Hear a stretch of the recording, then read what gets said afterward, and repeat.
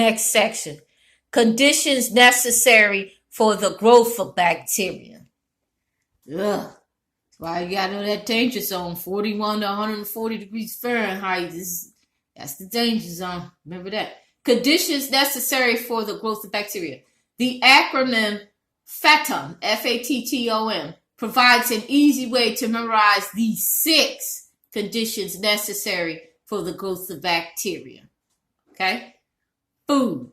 Bacteria require food for growth.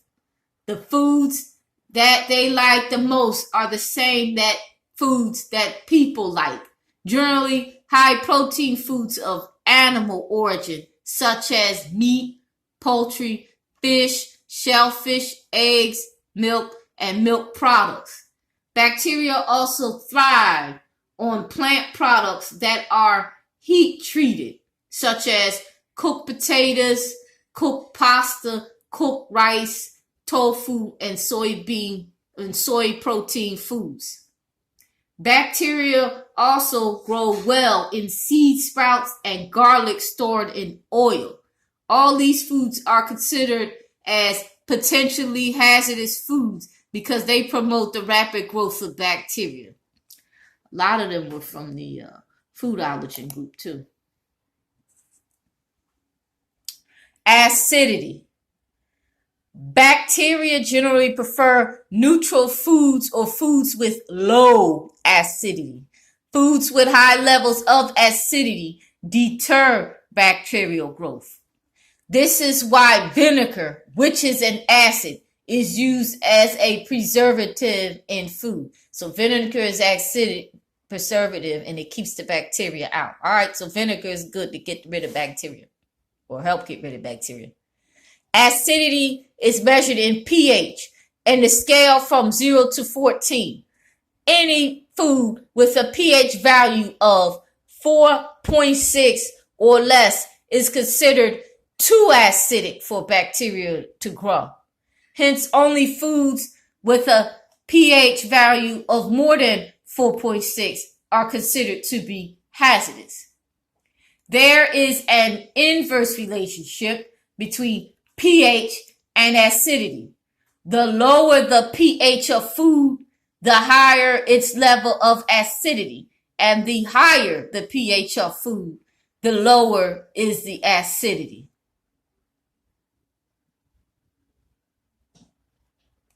Look at the chart. Battery acid, pH. Whoa. Ooh.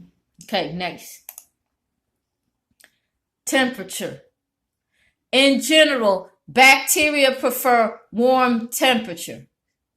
Those that cause diseases in humans will grow most rapidly between 41 to 140 degrees Fahrenheit, the temperature danger zone. Remember, we talked about that. This temperature range includes normal body temperature and usual room temperature. However, different types of bacteria prefer different temperatures. Okay? Psychrophilic bacteria thrive in the cold and grow at temperatures below 50 degrees Fahrenheit. All right, so if it's psychrophilic, it'll be below 50 degrees. It'll grow. Mesophilic bacteria grow best in temperatures between 50 and 110 degrees Fahrenheit. This is the group of greatest concern. So meso is the greatest concern because it sits between the temperature danger zone. That's where it most exists. All right. Then you have thermophilic bacteria. Thrive in heat and grow best at temperatures between 110 and 150 degrees Fahrenheit and more. So if you got something hot, it could have thermophilic bacteria. One way to control the growth of bacteria is to ensure that potentially hazardous foods are not held within the temperature danger zone, TDZ, temperature danger zone, 41 to 140 degrees Fahrenheit.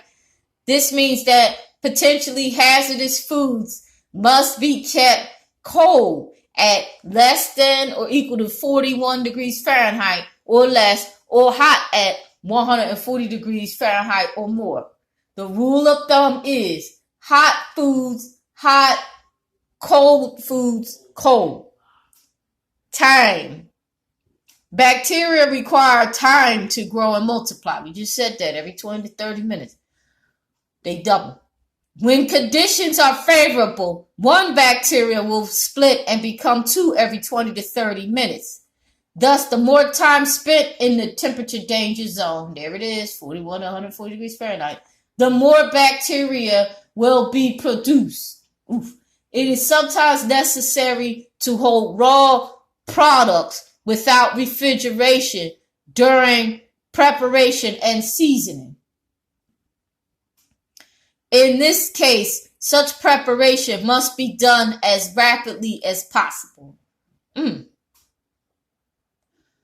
A useful technique to minimize the exposure of foods to the danger zone is batch preparation. That's batch preparation.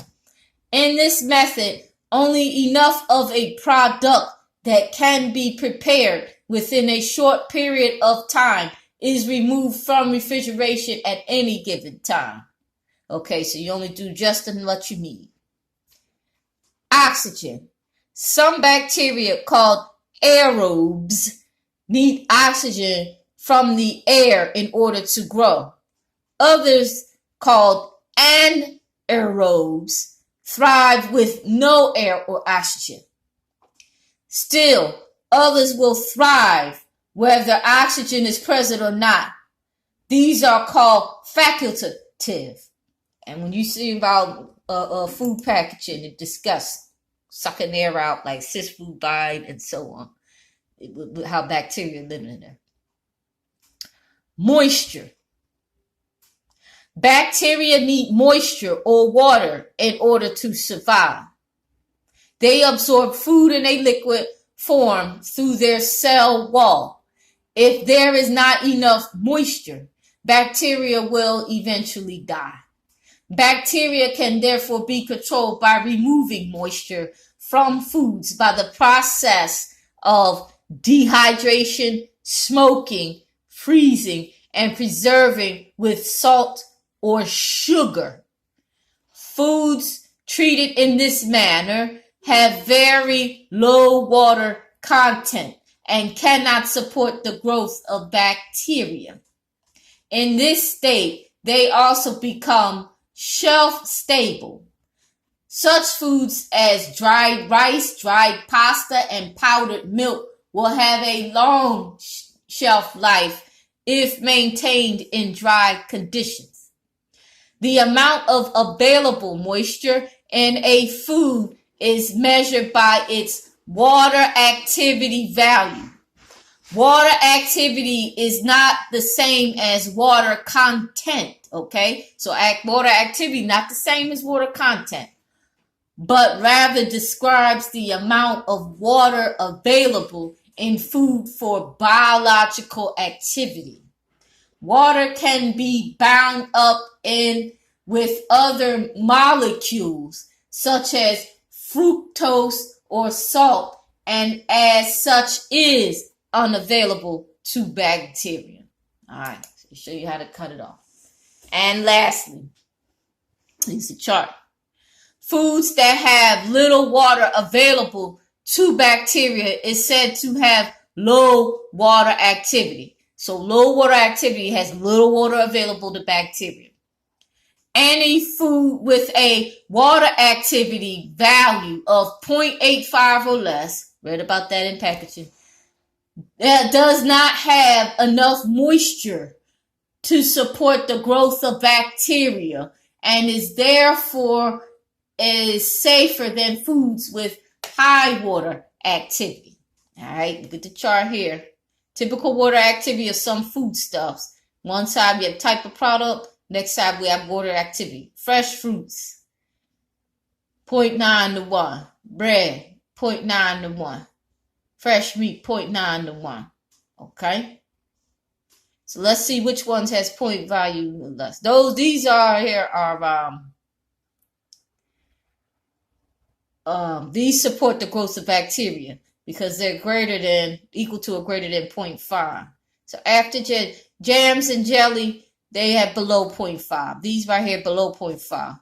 Okay, so these are less supportive of the growth of bacteria. That don't mean they don't have any, but if it's below 0.5, they're safer. Okay, so decrease in water activity decreases the growth of bacteria. Okay, and as I said before, as water activity decreases and the shelf life of food increases, food such as crackers and dried milk have a very low water activity. Both undesirable and pathogenic bacteria will not be able to reproduce in these foods. Yep, because the water activity are too low. Okay. Destruction by heat. The most reliable and time-tested method of destroying bacteria is the use of heat. So heat destroys it the best. This method is most effective when both time and temperature factors are applied. In other words, not only do we have to reach the desired temperature to destroy bacteria, but we must allow sufficient time to permit the heat to kill the more sturdy ones. The lower temperature of the heat applied, the longer the time required to kill bacteria. Conversely, the higher the temperature, the less time is necessary. An example of this principle involves the two accepted methods for pasteurizing milk. In the holding method, milk is held at a temperature of 145 degrees Fahrenheit for 30 minutes, while in the flash or high temperature short time method, milk is held at 161 degrees Fahrenheit for 15 seconds. Destruction by chemicals. Bacteria can be destroyed by chemical agents. Chemicals that kill bacteria are called germicides or bactericides. Examples are carbolic acid, formaldehyde, iodine, chlorine, and quaternary compounds. The effectiveness of a bactericide depends on the concentration used. When used to kill pathogenic, which is disease-causing organisms, it is called a sanitizer because it kills pathogenic organisms. The most popular sanitizer used in the food industry is chlorine. Okay? Other methods of destruction.